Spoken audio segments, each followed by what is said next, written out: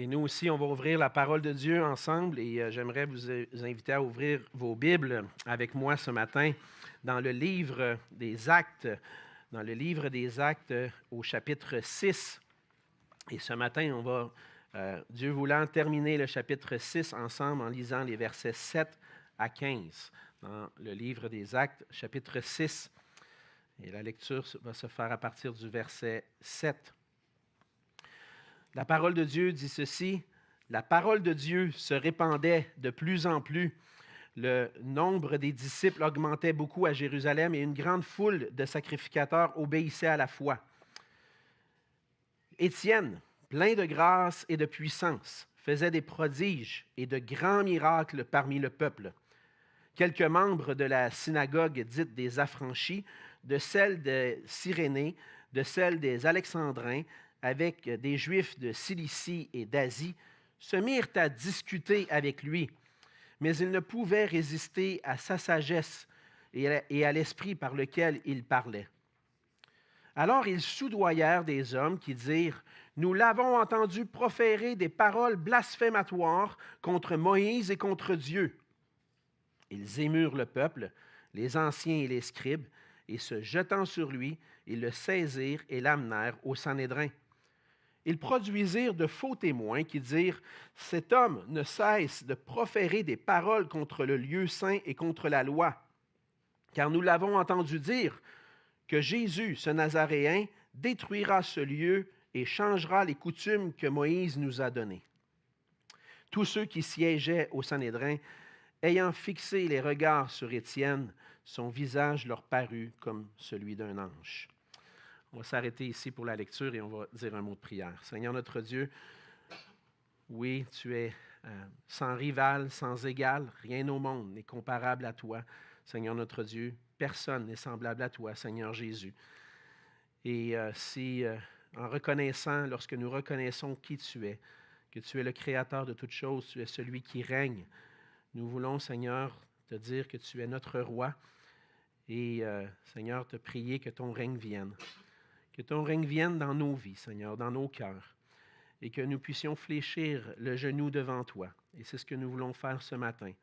Nous prosterner devant toi, devant qui tu es, et recevoir ta parole dans nos cœurs ce matin, afin que nous puissions te glorifier, Seigneur notre Dieu. Que par la grâce de ton Esprit, Seigneur, ce matin, tu ravives notre âme par ta parole, que tu puisses nous rendre sages et que nous puissions vivre pour toi et pour ta gloire. Bénis ma bouche, Seigneur, que toute parole qui puisse sortir de ma bouche puisse vraiment servir à expliquer, enseigner ce passage. Que la gloire te retourne à toi seul, Seigneur, et que tu puisses être glorifié à travers ton serviteur. Et c'est en ton précieux nom, Seigneur Jésus, que je te prie. Amen. Amen.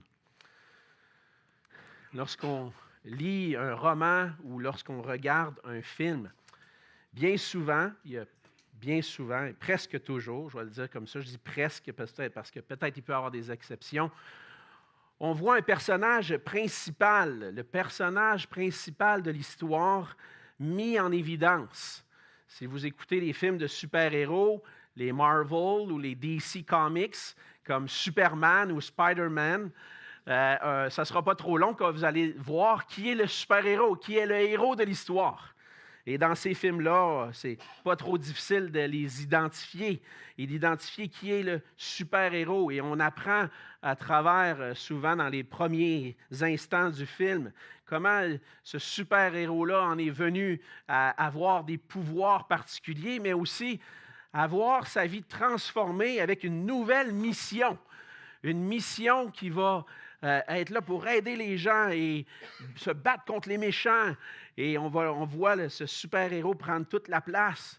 Et on voit sa vie transformée. Mais dans le récit biblique, on voit que le héros, c'est Dieu lui-même.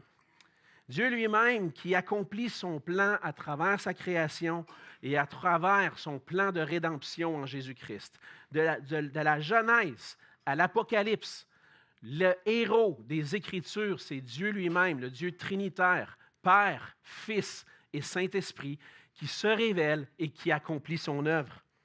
Dans le Nouveau Testament, particulièrement dans les Évangiles, Si on voit dans l'Ancien Testament que Dieu est un et qu'on le voit à l'œuvre dans la création et avec le peuple d'Israël, dans le Nouveau Testament, ça devient évident que le personnage central de l'histoire est le Fils. Dieu le Fils qui s'est incarné et qui devient, à travers son incarnation, le médiateur d'une nouvelle alliance entre Dieu et les hommes. Et on voit dans le livre des Actes que même si Jésus-Christ a été élevé au ciel, Jésus-Christ, le Fils de Dieu, continue son œuvre en envoyant son Saint-Esprit aux croyants et à ses disciples pour qu'ils puissent accomplir son œuvre. Qui que nous soyons, les Écritures nous appellent tous à reconnaître Jésus-Christ comme Sauveur et Seigneur. Et non seulement de le reconnaître comme Sauveur et Seigneur, mais de le recevoir par la foi comme Sauveur et Seigneur.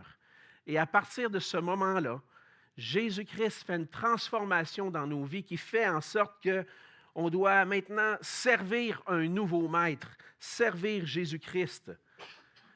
Cependant, même si parfois, en tant que chrétien, on peut penser pouvoir servir Christ par nous-mêmes, ça ne peut pas se faire sans la plénitude du Saint-Esprit.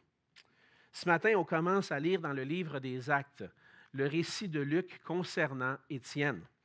Étienne, qui est, comme on l'a vu la semaine dernière, un des noms mentionnés dans la liste des 7 hommes qui ont été choisis pour servir aux tables et servir dans la distribution aux veuves, les veuves des Hellénistes qui avaient été négligées.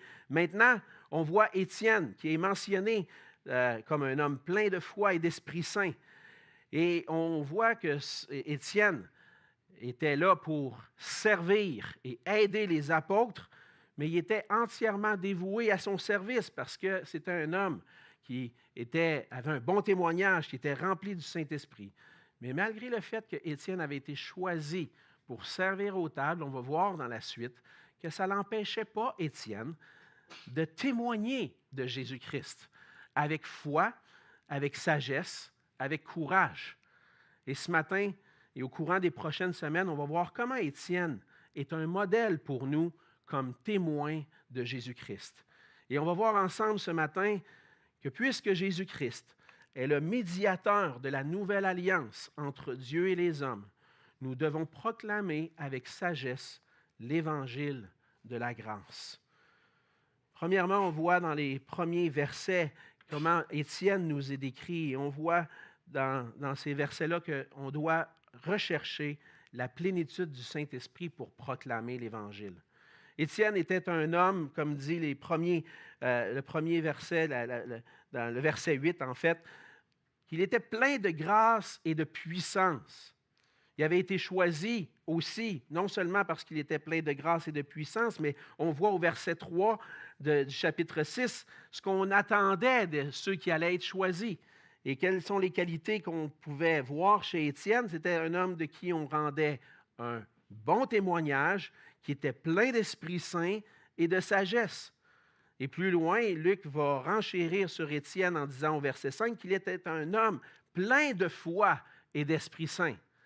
Donc, on comprend qu'Étienne était un homme qui avait de la sagesse, rempli du Saint-Esprit, avec un bon témoignage, avec foi, puissance, sagesse. Étienne était un modèle d'un chrétien rempli du Saint-Esprit. Dans son service, il manifestait la plénitude du Saint-Esprit dans son service, avec de la sagesse, et dans son témoignage, il était plein de foi. Et même, on lit que le Saint-Esprit accomplissait des miracles par lui. Étienne était plein de grâce et de puissance, au verset 8, faisait des prodiges et de grands miracles parmi le peuple. En fait, on peut comprendre que ces miracles-là n'étaient pas là pour rien, mais étaient pour appuyer le témoignage de l'Évangile qu'il apportait. Il annonçait l'Évangile de Jésus-Christ et son témoignage était accompagné de l'œuvre du Saint-Esprit qui, par lui, faisait des prodiges et des miracles. Et certainement, ça a pu attirer l'attention de certains. Étienne était un homme modèle.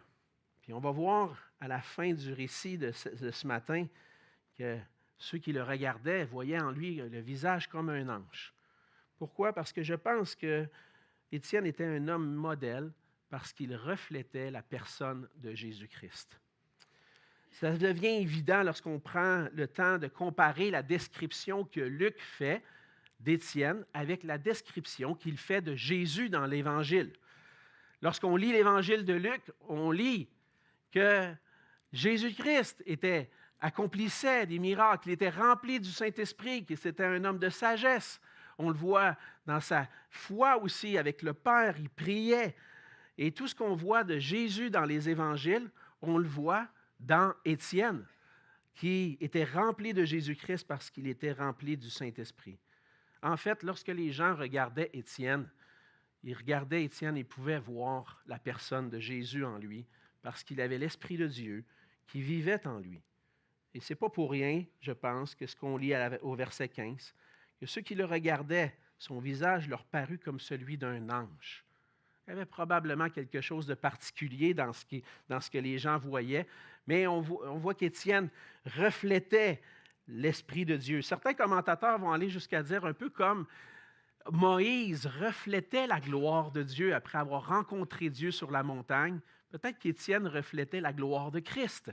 On ne sait pas, ce n'est pas mentionné dans le détail, mais ça pourrait arriver qu'il y ait quelque chose de voir Christ à travers lui. En fait, ce qu'on voit dans Étienne, c'est que par l'œuvre du Saint-Esprit dans sa vie, il avait été lui-même transformé pour refléter Jésus-Christ. Et c'est là l'œuvre du Saint-Esprit en nous. Le Saint-Esprit nous transforme pour nous donner la capacité de refléter Christ, mais aussi pour nous donner la capacité de témoigner de Jésus-Christ en parole et en œuvre. Le Saint-Esprit, c'est l'Esprit de Christ. Quand l'Esprit de Christ vient en nous et qu'il prend toute la place, ça ne peut pas faire autrement qu'on puisse refléter la personne de Jésus-Christ. Quand quelqu'un est rempli du Saint-Esprit, on voit Jésus en lui. Le Saint-Esprit agit en nous pour qu'on puisse parler et agir de manière à refléter Jésus-Christ. On voit des gens qui parlent lorsqu'ils sont remplis du Saint-Esprit. On voit qu'ils parlent avec humilité, avec amour, avec compassion, avec sagesse.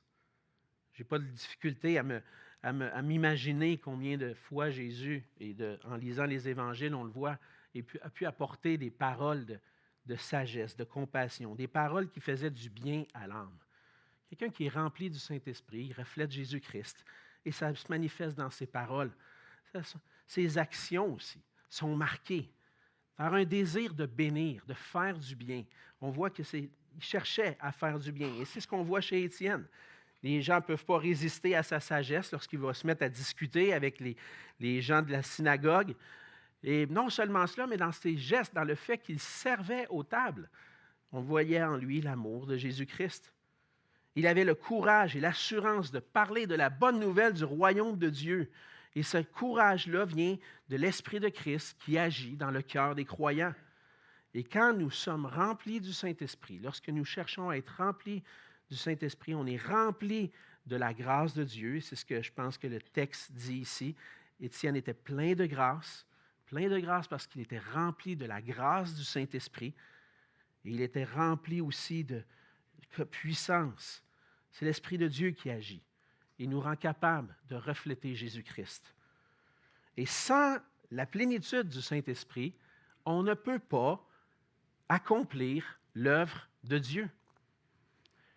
La tendance la plus évidente, souvent dans ce que je vois dans nos témoignages ou dans notre service, c'est que bien souvent, on agit par nos propres forces. Ce qu'on voit, en fait, c'est que Dieu a donné à chaque être humain dans la création, Dieu a donné à chaque être humain des talents, des capacités, la capacité pour accomplir des choses. Et vous pourriez être d'accord avec moi qu'avant même que vous soyez chrétien, avant même de connaître le Seigneur Jésus personnellement, avant même que le Saint-Esprit vienne dans votre vie, vous aviez la capacité d'accomplir des choses, et peut-être mieux que d'autres.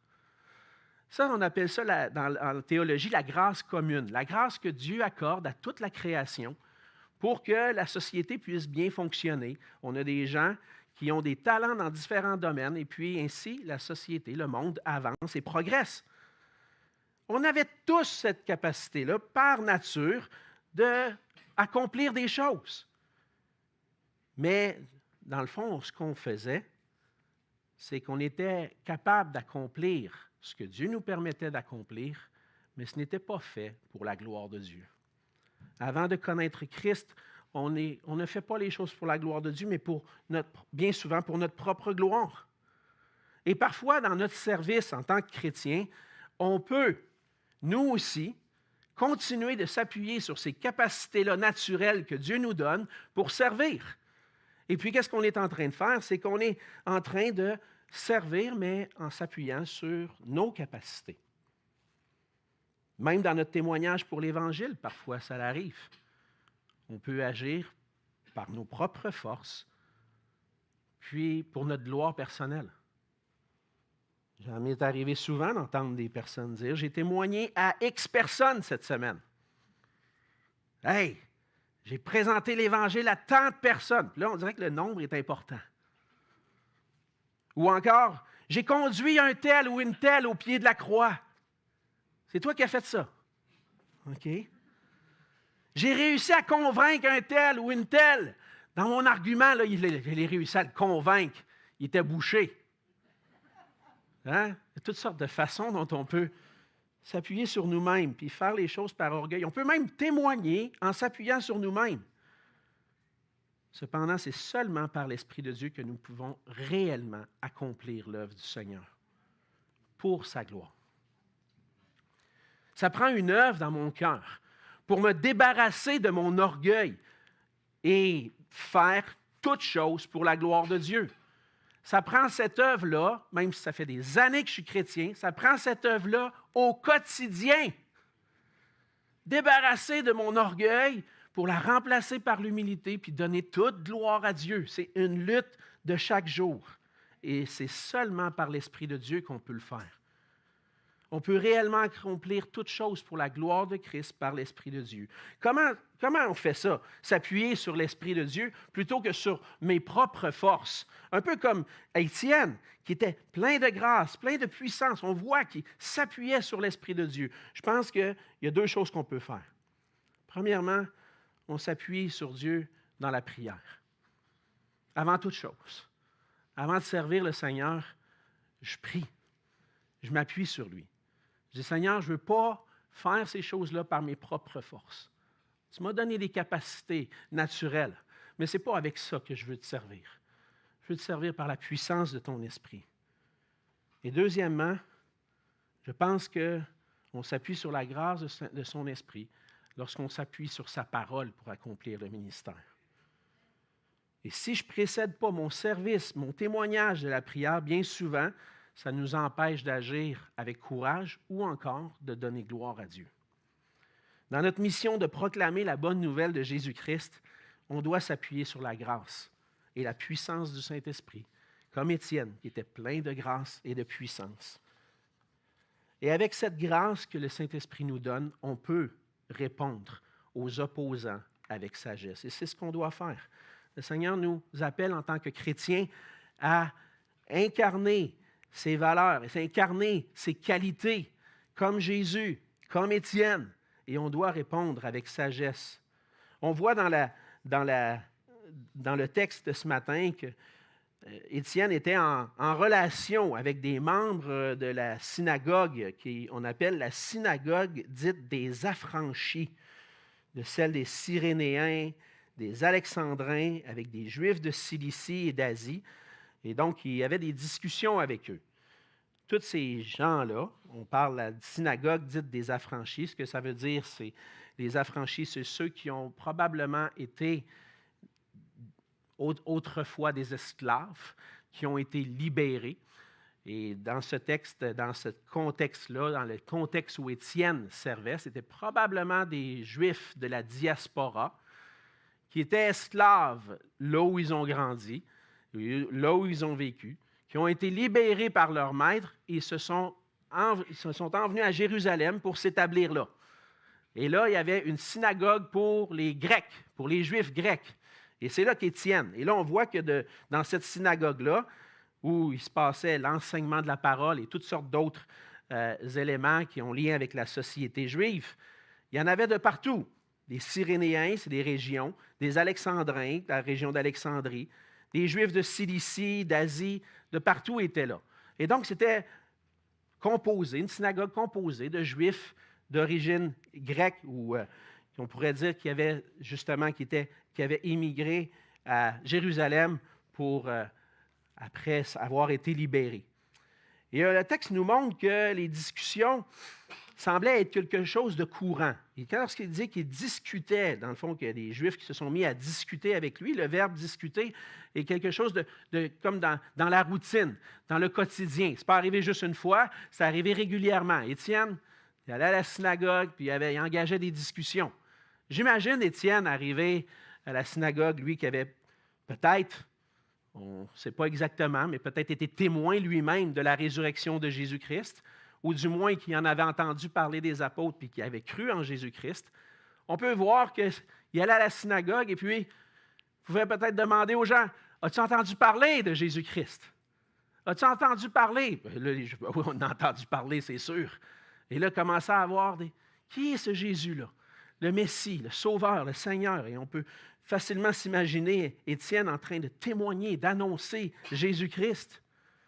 Et comme on va le voir, la sagesse d'Étienne reposait sur une compréhension des Écritures, parce qu'il va citer une bonne partie de l'Ancien Testament et répondre aux opposants, non pas avec une sagesse humaine, mais avec la sagesse qui vient de l'Esprit de Dieu, la sagesse qui vient des Écritures. Étienne connaissait sa Bible, comme on dit. Il connaissait les Écritures pour être capable de montrer dans l'Ancien Testament, voici toutes les promesses que Dieu a faites et qui se sont accomplies en Jésus-Christ. Et on ne peut pas vraiment savoir, comme je le disais, si Étienne a vu Jésus dans sa résurrection ou s'il était seulement un témoin, entendu parler de la part des apôtres. Mais c'était difficile pour les Juifs de s'opposer à Étienne. Pourquoi? Parce qu'il parlait justement avec sagesse. Verset 10, « Il ne pouvait résister à sa sagesse et à l'esprit par lequel il parlait. » Étienne s'appuyait sur l'œuvre du Saint-Esprit dans sa vie, sur les Écritures pour répondre. Et quand on s'appuie sur les Écritures, on s'appuie sur la parole de Dieu. Et lorsqu'on s'appuie sur la parole de Dieu, c'est bien difficile de contester puis de réussir à avoir raison. Parce que Dieu est vrai, tout ce que Dieu dit est vrai, et tout ce que Dieu dit confond les plus sages de ce monde. Mais apparaît, Étienne continuait son ministère, discutait avec les Juifs, essayait de les convaincre de croire en Jésus-Christ. Leur opposition devenait de plus en plus féroce parce que le témoignage de Jésus-Christ venait les déranger. Et l'Évangile dérange parce qu'il transforme notre vision du monde, nos croyances, notre façon de vivre.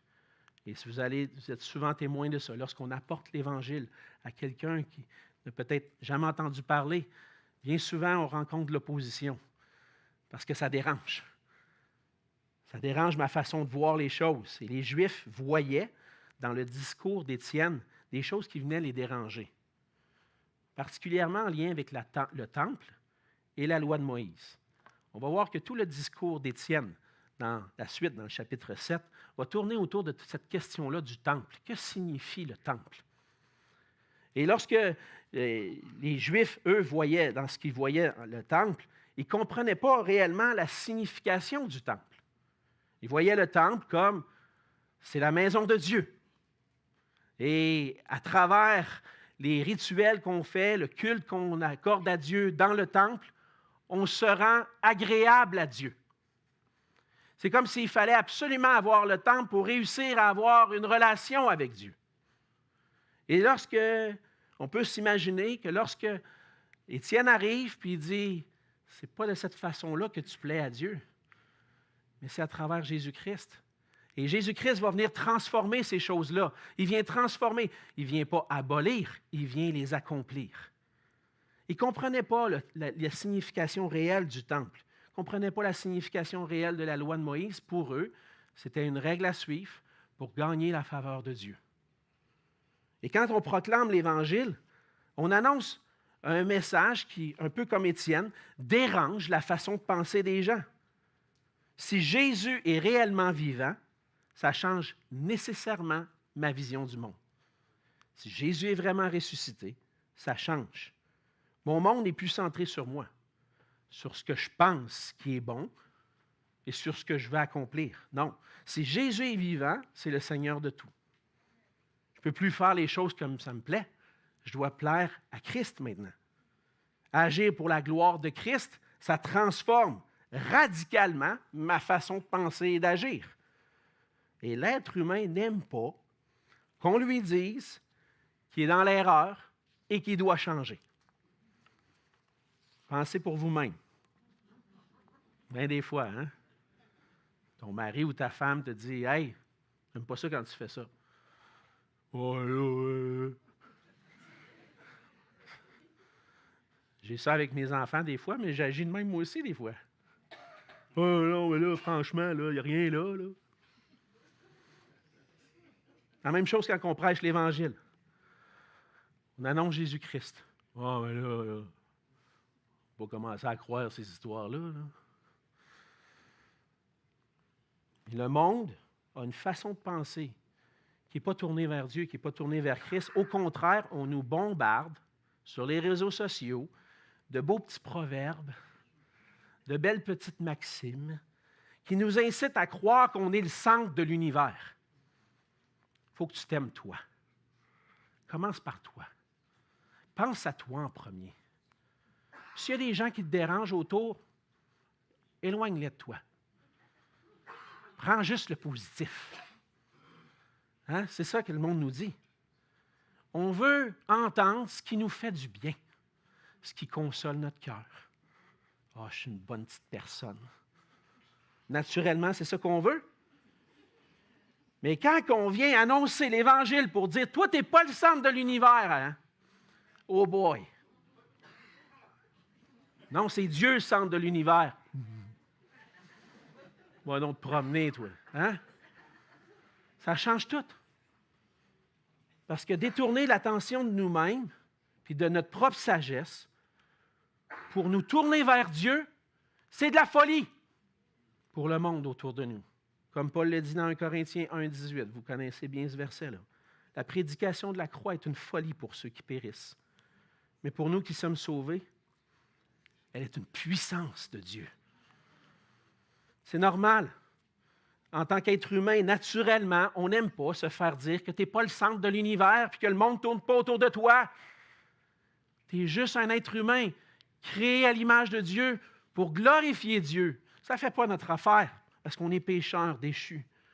Et lorsqu'on annonce Christ, la même façon qu'Étienne annonçait Christ, puis il disait, c'est pas parce que tu accomplis des œuvres, c'est pas parce que tu suis les règles de la loi de Moïse que tu es sauvé, c'est pas parce que tu es un bon juif que tu vas être sauvé. Ça dérangeait. Puis lorsqu'on se fait dire qu'on n'est pas les bonnes personnes, puis qu'on doit se tourner vers Christ, ça dérange. Mais on doit répondre avec sagesse à ceux qui s'opposent à l'Évangile. Et c'est l'exemple qu'Étienne nous donne. Il ne pouvait pas résister à la sagesse. Et comme je l'ai mentionné, ce n'est pas notre propre sagesse de langage qui va faire en sorte qu'on va convaincre les gens, mais c'est la sagesse de la parole de Dieu. Étienne était capable de défendre la foi en Jésus-Christ sur la base des promesses de l'Ancien Testament. Et pour répondre avec sagesse, on ne doit pas fonder notre argumentation sur notre sagesse à nous, mais sur la sagesse qui vient de la parole de Dieu. Cette sagesse, on la trouve dans l'Évangile. Et c'est pour ça que, troisièmement, on voit dans le passage qu'on doit faire comme Étienne, et ce qu'on va voir dans la suite du récit, on doit proclamer que Jésus-Christ a accompli toutes choses parfaitement pour nous réconcilier avec Dieu. Les Juifs avaient accusé faussement Étienne de blasphémer contre Moïse et contre Dieu. C'était des fausses accusations qui étaient fondées sur une mauvaise interprétation de l'Ancien Testament et du discours d'Étienne. Étienne prêchait que Christ était l'accomplissement des promesses de Dieu. Le temple était le lieu où le Seigneur habitait et où les sacrifices avaient lieu. Mais les Juifs étaient plus attachés à ça. Et C'est là que ça se passait, mais c'était, comme dit les Écritures, l'ombre des choses à venir. Ce n'était pas tout accompli encore. Il devait y avoir des choses accomplies en Jésus-Christ.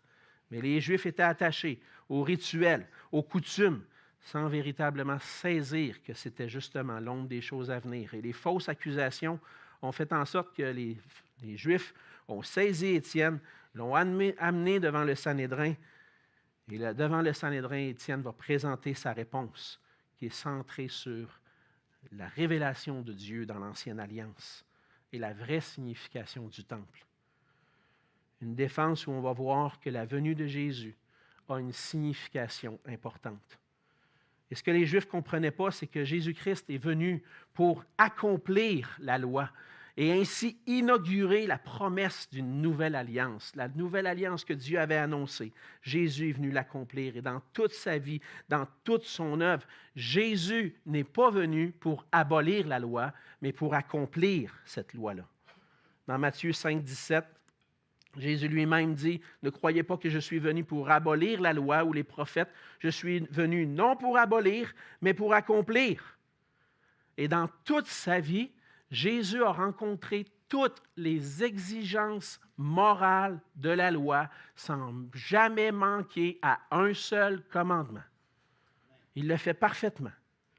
Et dans l'œuvre qu'il a accomplie sur la croix et dans son ministère de médiateur, il a accompli toutes les exigences liées au sacrifice et au culte. Jésus est venu accomplir toutes choses. Dans l'Ancienne Alliance, les sacrifices étaient répétés chaque année et régulièrement devaient être répétés, mais en Jésus-Christ, qui est l'agneau de Dieu, Christ s'est offert une fois pour toutes. Il est venu pas abolir, accomplir. Hébreux 7, versets 26 et 27 nous dit, « Il nous convenait en effet d'avoir un souverain sacrificateur comme lui, saint, innocent, sans tache, séparé des pécheurs et plus élevé que les cieux, qui n'a pas besoin, comme les souverains sacrificateurs, d'offrir chaque jour des sacrifices, d'abord pour ses propres péchés, ensuite pour ceux du peuple, car ceci, il l'a fait une fois pour toutes en s'offrant lui-même. » En s'offrant lui-même comme sacrifice parfait, les sacrifices n'ont plus besoin d'être répétés comme dans l'Ancienne Alliance. Et probablement, c'est ça que les Juifs n'ont pas saisi. Non, si on veut plaire à Dieu, il faut faire la loi, il faut accomplir la loi. Mais Jésus l'a déjà accompli pour toi, parce que c'est impossible pour toi d'accomplir parfaitement la loi. Jamais tu vas te rendre propice à Dieu en accomplissant les œuvres de la loi. Ça prend quelqu'un qui le fait parfaitement pour toi, à ta place.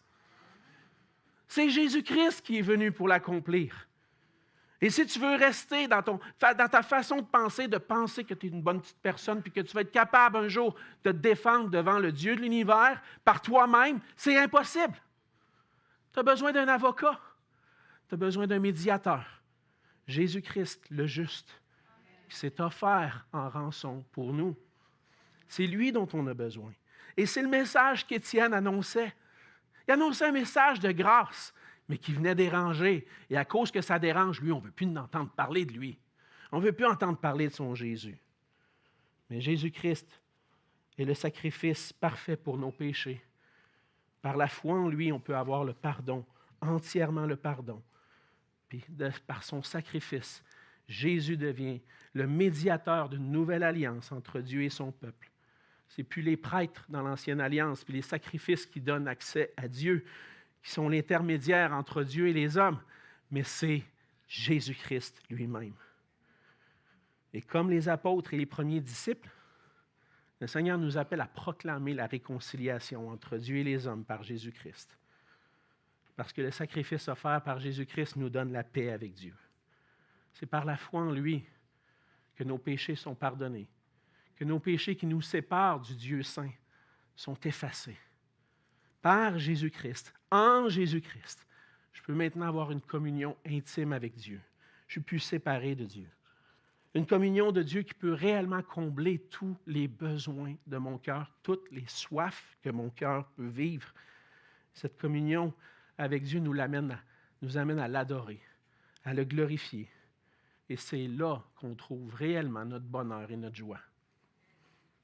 Un théologien néerlandais du 19e siècle, Herman Bavinck, a dit ceci: « Dieu, et Dieu seul, est le plus grand bien de l'homme. » Ce désir pour l'ordre éternel que Dieu a planté dans le cœur de l'homme, dans le plus profond des recoins de son être, au cœur de sa personne, est la cause du fait indiscutable que tout ce qui appartient à l'ordre temporel ne peut satisfaire l'homme.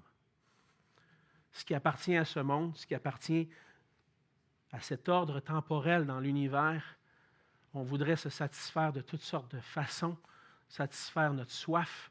Il n'y a rien qui peut réellement la satisfaire parce que Dieu a planté dans nos cœurs une soif pour un ordre éternel. L'ordre qui se trouve en lui, en Jésus-Christ, et d'être réconcilié avec lui. On n'a pas été créé pour nous-mêmes, on a été créé pour Dieu. Et c'est seulement en Jésus-Christ qu'on trouve notre joie. Maintenant, puisque Jésus-Christ est le médiateur d'une nouvelle alliance entre Dieu et les hommes, on doit proclamer avec sagesse l'évangile de grâce. On la proclame dans la plénitude du Saint-Esprit, en répondant avec sagesse à ceux qui s'y opposent. Mais cet évangile, c'est que Jésus-Christ a tout accompli pour nous en mourant sur la croix. C'est lui le seul médiateur entre Dieu et les hommes. Et par la puissance du Saint-Esprit, comme Étienne, le Seigneur nous appelle ses disciples à se tenir debout pour lui, puis à partager sa grâce. Étienne avait connu la puissance de l'Évangile, il avait connu Dieu lui-même, puis il savait que Dieu était assez puissant pour sauver même les cœurs les plus endurcis.